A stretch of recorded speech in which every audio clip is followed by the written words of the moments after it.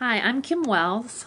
I'm Hannah's mom, and all the proceeds of Torque Fest go to helpinghannahsheart.org. For those of you who do not know the story of Hannah, when I was pregnant, at 22 weeks, my ultrasound checkup, they found spots on Hannah's heart, and we were referred to a pediatric cardiologist. Told that our daughter had critical aortic stenosis. This is a pretty deadly disease that leads to hypoplastic left heart syndrome. That is a disease that basically the left ventricle of the heart does not function anymore, and everything has to be rerouted to the right ventricle. So we knew that we were in a really rough spot, that we had three choices. We could do nothing and see if she made it, which most likely she would not. And then upon birth, she'd have to have 3 major surgeries to reroute everything. The second choice was to have an abortion, which was not an option for us. And the third choice was there was a new technology that was being researched in Massachusetts at Children's Hospital.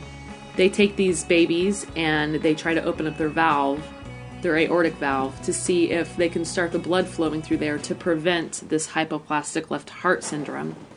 We were very fortunate and were able to have the procedure done. We were the 43rd person to have this procedure.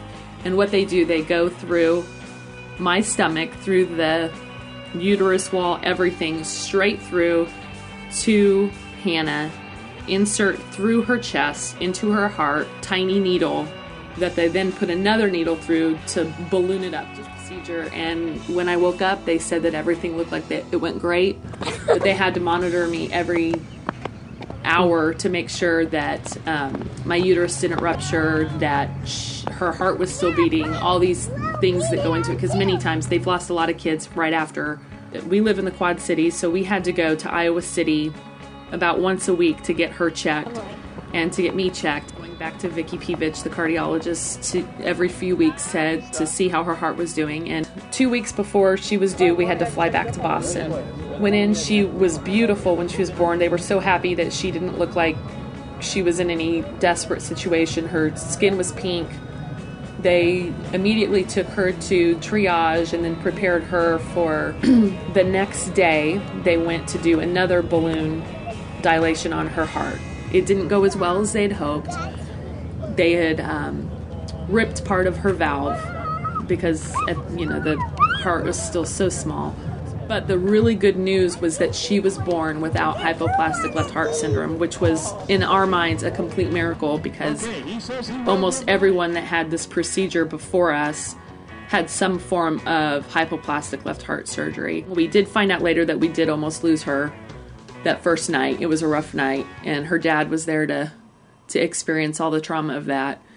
But she has proved that she's a really strong girl, and at the time, they told us that it looked like she would be okay. She was put on a lot of medication. They thought that when she was about the age of 2, that she would need open heart surgery, where they would go in and try to repair the actual valve.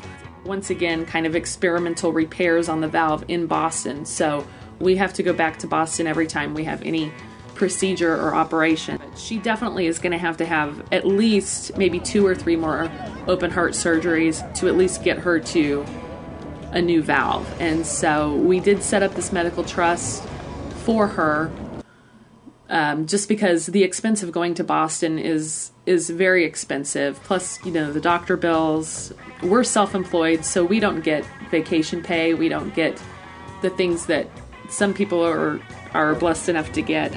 When we're out of work, we make no money. So it has been a financial burden. I mean, it's been absolutely worth it, because she's an amazing, strong kid, and it looks like her future is very bright. We want to make sure we can do whatever we can to help her future. And with the way the health insurance situation is in our country, we know that it's a pretty volatile topic, and we just want to make sure that she's okay. And so we've established the Torque Fest as a means of taking care of our girl and having a really fun time doing it, because we love what we do.